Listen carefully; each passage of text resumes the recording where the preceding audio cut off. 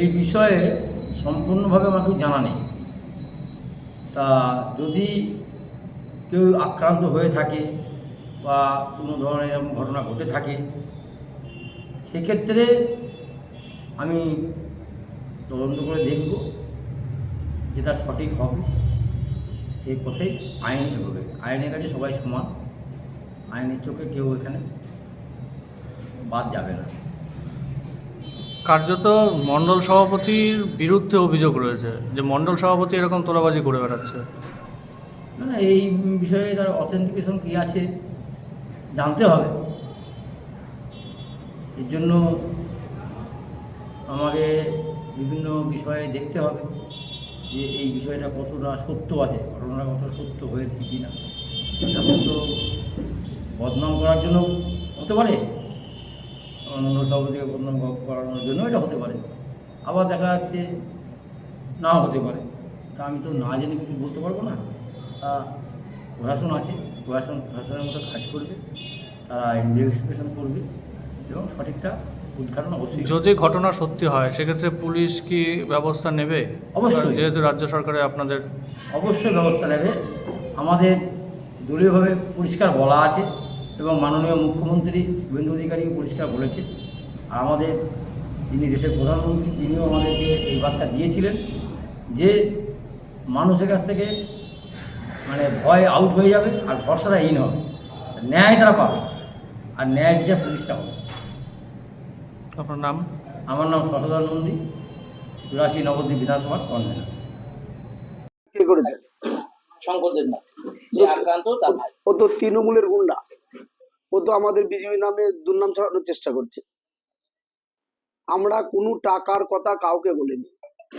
2019 সালে কৃষ্ণ দেবনাথের মার্ডার কেসের আসামি শঙ্কর দেবনাথ এবং মাছদিয়া বেলডাঙ্গার সন্ত্রাসের মাস্টার আমাদের পিন্টু দেবনাথ ভোটে দাঁড়িয়েছিল। ওই বুথে সন্ত্রাস করে পিন্টু দেবনাথ হারিয়েছে। আমাদের সিএমসিবি অঞ্চলের মেম্বার তার স্বামীকে রাস্তায় ফেলে দিয়ে অ্যাক্সিডেন্ট করিয়েছে। সে তৃণমূল বিজেপি নামে দুর্নাম দেবেই? এটা তো রাজনীতির অঙ্গ। আসল ঘটনা হচ্ছে 26 সালে 4টা মে আমরা যে যখন জিতি তারপর থেকেও পালাতো ভয়ে। আমাদের কৃষ্ণদাসের মার্ডার কেসের আসামিও সাক্ষী দিতে পারিনি। রতন দা, আমার মহিলা মোর্চার নেত্রী উর্মিলার স্বামী সাক্ষী ছিল, ওর ভয়ে সাক্ষী দিতে পারিনি। সেই কেসে উনি জামিন পেয়ে গেছে, কেস ডিসমিস করে দিয়েছে। আমরা কৃষ্ণ দাসের মার্ডার কেসের যে আসামি তার বিরুদ্ধে আমরা ব্যবস্থা নেব এবং পাড়া থেকে লোক এসেছিল, বলেছিল ওকে এই পাড়ায় রাখবো না, ওর পুরনো বাড়ি সিএমসিবি এলাকায় চলে যাবে। তার সত্ত্বেও ওই পাড়ার লোক এসেছিল। আমরা পার্টি অফিসে সমস্ত বসেছিলাম, আমরা নেতৃত্ব আছি যারা ভারতীয় জনতা পার্টি করি, সবাই একটা বলে কৃষ্ণ দাস যে মারা যায়, তার 2 মেয়ে এবং মা বাবা, তার বউ অন্য জায়গায় বিয়ে থাকা করে চলে গেছে। আমরা বলেছিলাম যদি মাঝদিয়ায় থাকতে চাও তোমরা যে 3 জন আসামি আছো সেই পরিবারটার পাশে দাঁড়াতে হবে এবং আর্থিক সহযোগিতা করতে হবে ব্যাংকের মাধ্যমে। আমরা কোনো কিছুর মধ্যে থাকবো না, তোমরা 3 জন ঠিক করো কতটা পারে তাকে সহযোগিতা করতে পারবা। এই জাস্ট এই কথা হচ্ছে। সেখানে ওই শঙ্কর দেবনাথও ছিল না, ওর ভাই শিবু দেবনাথও ছিল না, পাড়ার প্রতিনিধি ছিল। পাড়া থেকে তারাই গিয়ে ওকে বলেছে। এখানে তৃণমূলের মদতে আমাদের পার্টিকে দুর্নাম করার চেষ্টা করছে এই শঙ্কর দেবনাথ আর আর শিবু আগুন। ওরা 3 ভাই।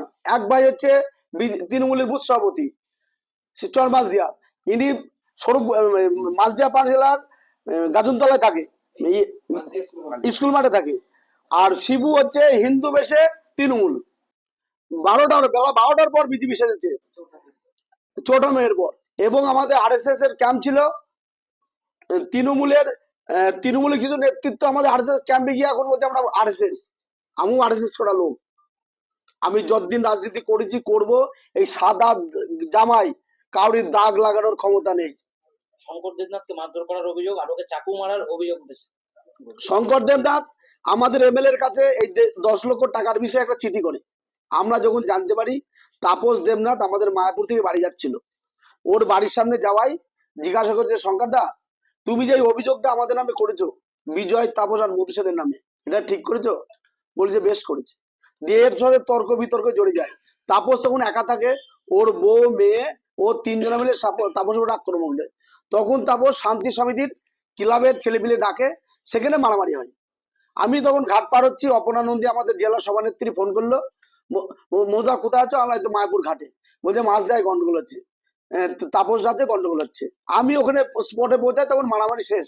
বিজয় ঠেকাচ্ছে, শেখর জল ঢালছে, আমি হসপিটাল পাঠালাম। আর শঙ্করের শঙ্করের তখন মাথায় ব্লিডিং হচ্ছে, গামছা দিয়ে বাঁধা, দিয়ে আমি হসপিটালে যাই। হসপিটালে গিয়ে ডাক্তারের সাথে কথা বলি এবং ডাক্তার শক্তিনগর ট্রান্সফার করে। তখন ওর ভাই শিবু মোটরসাইকেলে যায়, দিয়ে বলছে দাদা এটা কিন্তু ঠিক হলো না, আলা দেখেন ওখানে একটা মারামারি হচ্ছে, এটা বসে সমাধান করুন। দিয়ে শিবু ওখানে 2-4টে বাজে ভাষা বলেছে। সেই সময় কৃষ্ণ দাসের পরিবার হাজির, ওর 2 মেয়ে এবং ওর বাবা মা। তখন ওর শিবুকে ওর বাবা মা প্রশ্ন করেছে, 19 সালে যখন আমার ছেলে মারা গেল তখন তুমি কোথায় ছিলে? সেই কথাটা ও রেকর্ডিং করতে গেছে।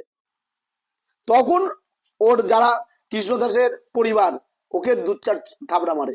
আমি এবং ফাঁড়ির পুলিশ অভিজিৎ ঘোষ দুজনা মিলে টাকাই ওই মহেশগঞ্জ হসপিটালে সিসি ক্যামেরাতে সেই রেকর্ড আছে। আমি ঠেকিয়ে দিয়ে ওকে শক্তিনগর পাঠিয়ে দিই, এদের বাড়ি পাঠিয়ে দিই।